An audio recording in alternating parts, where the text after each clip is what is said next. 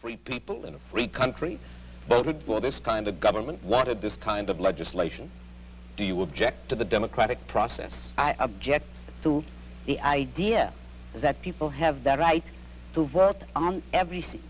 The traditional American system was a system based on the idea that majority will prevailed only in public or political affairs, and that it was limited by inalienable individual rights. Therefore, I do not believe that a majority can vote a man's life or property or freedom away from him.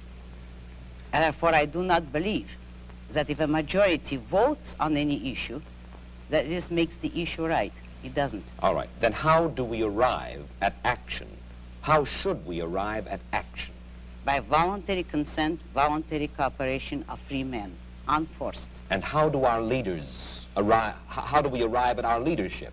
Who elects? Who appoints? The whole people elects. There is nothing wrong with the democratic process in politics. We arrive at it the way we arrived by the American Constitution as it used to be. By the constitutional process as we had it, people elect officials, but the powers of those officials, the powers of government are strictly limited. They will have no right to initiate force or compulsion against any citizen except a criminal.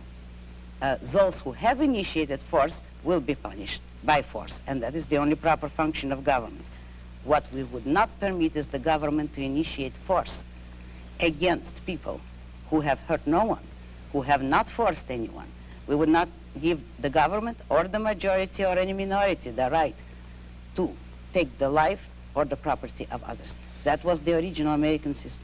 When you say take the property of others, I imagine that you're talking now about taxes. Yes, I am. And you believe that there should be no right by the government to tax. You believe that there should be no such thing as welfare legislation, unemployment compensation, regulation during times of stress, certain kinds of rent controls and things like that. That's right. I'm opposed to all forms of controls. I am for an absolute, laissez-faire, free, unregulated economy.